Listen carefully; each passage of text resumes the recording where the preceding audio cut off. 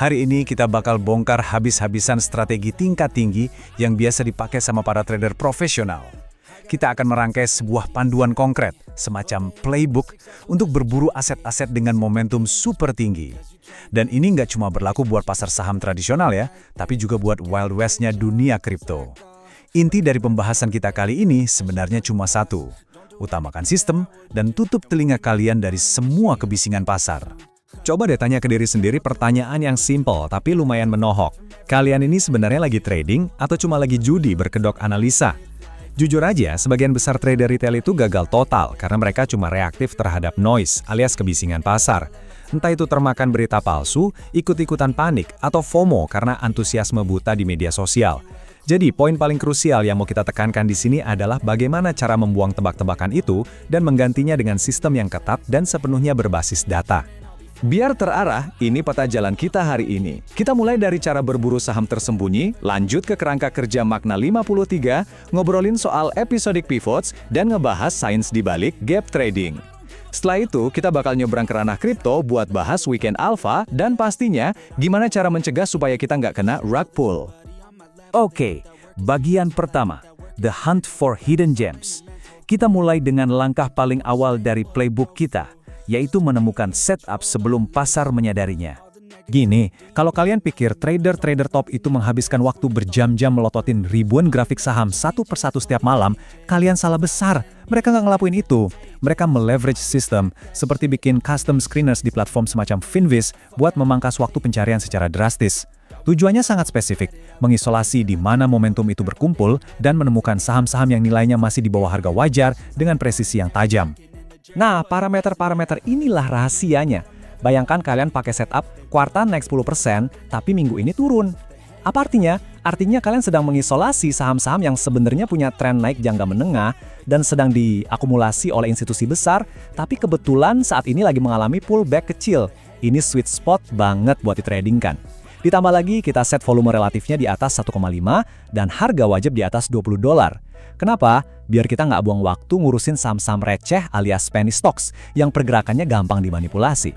Ini benar-benar teknik screening level pro. Masuk ke bagian kedua, kerangka Magna 53. Mari kita pelajari gimana caranya seorang trader veteran seperti Pradep Bonde mengisolasi potensi ledakan harga. Kalau mau bicara soal sistem yang terstruktur, kita harus bahas Magna 53 plus Cap 10 by 10. Kedengarannya kayak kode rahasia ya, tapi intinya ini adalah sistem berbasis data untuk mendeteksi perusahaan-perusahaan yang masih terbang di bawah radar. Kita mencari perusahaan yang tiba-tiba nunjukin kekuatan fundamental luar biasa dan bersiap buat breakout, meroket ke atas, tepat 1 detik sebelum publik luas sadar apa yang sebenarnya lagi terjadi. Mari kita bedah akronimnya biar nggak bingung. M dan A itu buat akselerasi masif pada pendapatan dan penjualan.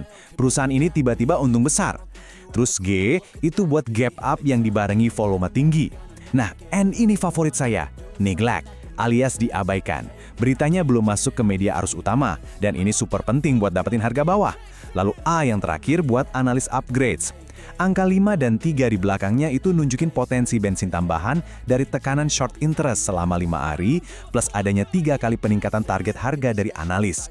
Kalau sebuah aset bisa mencentang semua kriteria ini, selamat, kalian baru aja nemuin permata yang siap meledak dan ngasih return luar biasa. Terus gimana dengan cap 10-10? Ini ngomongin soal batasan. Kita harus membatasi kapitalisasi pasarnya di bawah $10 miliar. Idealnya lagi perusahaannya berumur di bawah 10 tahun.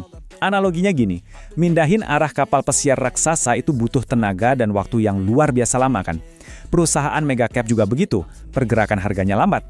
Tapi saham perusahaan muda di rentang valuasi ini ibarat speedboat. Mereka ringan, gesit, dan sangat gampang buat harganya naik 2-3 kali lipat dalam waktu singkat kalau momentumnya pas. Kita lanjut ke bagian 3, Mastering Episodic Pivots. Sahamnya udah dapat nih, tapi kita butuh pemicu kan?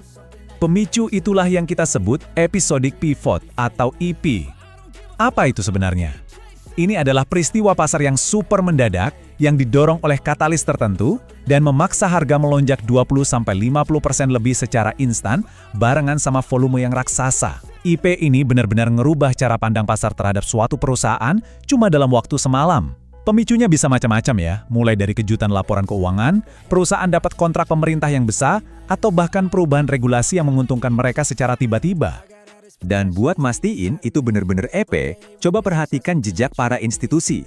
Bayangin ada saham yang biasanya adem ayem, tiba-tiba meledak dengan 9 juta lembar saham ditransaksikan dalam satu hari. Angka sebesar itu jelas bukan uangnya trader retail biasa yang lagi iseng beli. Itu adalah jejak langkah para whales atau paus di bursa, institusi raksasa yang lagi masuk besar-besaran. Volume ekstrim ini adalah sinyal konfirmasi paling valid kalau momentum yang kalian lihat itu nyata, bukan jebakan. Bagian 4, The Science of Gap Trading. Katalis besar biasanya bakal menciptakan celah harga atau gap waktu pasar buka. Gimana cara kita eksekusinya tanpa boncos? Dengerin baik-baik, asal masuk aja pas pasar buka, itu namanya bukan trading, itu judi. Kalian wajib mengidentifikasi jenis gap apa yang lagi dihadapin. Aturan mainnya gini, kalau itu common gap di kondisi pasar yang lagi sepi, kemungkinan 90% harganya bakal balik untuk nutup celah itu. Jadi, ambil posisi berlawanan. Tapi, kalau kalian ngelihat breakaway gap yang meledak bareng volume tinggi, jangan dilawan. Ikuti arahnya, karena itu awal tren baru. Terus ada continuation gap di tengah-tengah tren yang berarti momentum berlanjut. Ini momen pas buat nambah posisi. Terakhir, exhaustion gap. Ini sinyal kalau tren panjang udah kehabisan napas dan siap-siap putar balik. Memahami perbedaan keempat gap ini adalah cheat sheet alias senjata rahasia kalian di pasar. Jadi, tolong jangan pernah langsung ngeklik beli pas bel bursa baru aja bunyi. Ikutin 6 langkah sistematis ini. Cari dulu berita valid apa yang jadi katalisnya. Terus ukur gap tersebut, lalu bandingkan dengan ATR atau rata-rata pergerakan harga hariannya. Kalau pergerakannya di luar kebiasaan, itu menarik. Cek juga volume pre-marketnya buat melihat ketertarikan institusi. Nah, ini yang paling penting. Tunggu sekitar 15 menit sampai 1 jam pertama biar pasar membentuk rentang awalnya dulu. Baru setelah itu, tentukan titik masuk dan pastikan kalian memasang stop loss dengan rasio risiko maksimal 1-2% dari modal. Pakai sistem, jangan pakai emosi. Sekarang bagian 5, Weekend Alpha in Crypto.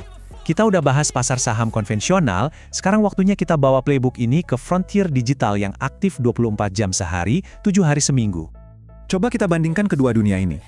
Sesi saham tradisional itu digerakkan sama institusi besar berkemeja rapi. Likuiditasnya super tinggi, spreadnya ketat, dan sangat bergantung sama data makroekonomi. Di sisi lain, ekosistem kripto pas akhir pekan itu benar-benar beda dunia. Lingkungan ini dikuasai sama trader retail dan bot algoritma. Likuiditasnya tipis, spreadnya lebar, dan pergerakannya hampir 100% disetir sama narasi di Twitter atau Telegram. Kondisi dengan kedalaman pasar yang rendah ini nyiptain volatilitas asimetris yang gila banget. Lonjakan harga yang mustahil kejadian di Wall Street dalam setahun bisa terjadi di kripto cuma di hari Sabtu sore. Sebagai contoh nyata, lihat kasus Binance Open Gradient baru-baru ini. Aset ini meroket sampai 326% lebih. Kenapa bisa gitu? Karena ada insentif volume multiplier yang bikin efek bola salju. Volume yang masuk, narik lebih banyak likuiditas baru, dan narasi akhir pekan menyiram bensin ke apinya. Terjadilah rotasi modal besar-besaran ke koin ini. Justru di saat koin-koin raksasa kayak Bitcoin lagi kalem dan konsolidasi. Di celah sempit akhir pekan inilah, para pemburu alfa beraksi dan panen besar. Masuk ke bagian 6. Bagian terakhir kita, Defeating the Rug Pull. Return yang fantastis di aset berlikuiditas rendah itu selalu datang bergandengan tangan dengan resiko yang mematikan. Ini adalah perisai pertahanan kalian. Sebelum kalian ngetik nominal dan mengeksekusi pembelian koin kripto low cap, wajib banget nanya satu hal kritis ini. Siapa sih yang sebenarnya pegang kendali token ini? Apakah distribusinya sehat dan adil? Atau kalian ini cuma lagi dipancing buat jadi exit liquidity? Alias, kalian cuma jadi pembeli terakhir supaya si developer atau pemegang koin utama bisa mencairkan asetnya dan kabur ninggalin kalian. Tolong jadikan daftar ini sebagai protokol wajib kalian. Pertama, verifikasi apakah likuiditas mereka benar-benar terkunci lewat smart contract selama minimal 6-12 bulan di tools seperti DEX Tools. Kedua, pastiin kalian punya exit rail alias jalur keluar ke mata uang fiat yang cepat dan lancar, supaya profit kalian gak hangus gara-gara slippage parah saat harga tiba-tiba dump. Dan yang gak kalah penting, jangan cuma percaya omongan manis di Discord. Cek repositori GitHub mereka. Apakah developernya benar-benar lagi ngerjain kode atau cuma omong kosong doang? Kode nggak bisa bohong. Kalau kalian ngerasa ribet ngecek data on-chain, tenang, ada alat canggih namanya Bubble Maps. Ini ibarat radar peringatan dini. Daripada harus pusing baca deretan transaksi blockchain yang bikin sakit mata, Bubble Maps memvisualisasikan seluruh distribusi token itu dalam bentuk gelembung-gelembung warna-warni. Kalian bahkan bisa pakai fitur time replay atau tayangan ulang untuk melihat secara historis apakah ada sekelompok wallet rahasia yang saling berkoordinasi mindah-mindahin koin buat mengelabui sistem. Jadi, ini inti pesannya. Cuma dengan meluangkan waktu 60 detik aja buat ngecek visualisasi peta distribusi ini sebelum beli, kalian secara harfiah bisa menyelamatkan seluruh uang di portofolio kalian dari penipuan rug pull yang sebenarnya sangat bisa dihindari. Di dunia meme coin yang bergeraknya secepat kilat, alat visual kayak gini adalah game changer. Ngakat waktu analisa kalian, tapi ngasih keamanan tingkat dewa. Nah teman-teman, mulai dari screening saham pakai kerangka makna 53, nangkep momentum lewat gap trading, sampai gimana cara menjinakkan keliaran pasar kripto di akhir pekan tanpa kena tipu rug pull, semua panduannya udah kalian pegang. Kerangka kerjanya udah jelas. Sekarang pertanyaannya, balik ke kalian. Apakah kalian udah siap buat berhenti merespon kebisingan pasar di luar sana dan mulai disiplin mengeksekusi sistem? Data ini udah ada di tangan kalian. Terus, gimana kalian bakal memanfaatkannya di transaksi berikutnya? Coba direnungkan.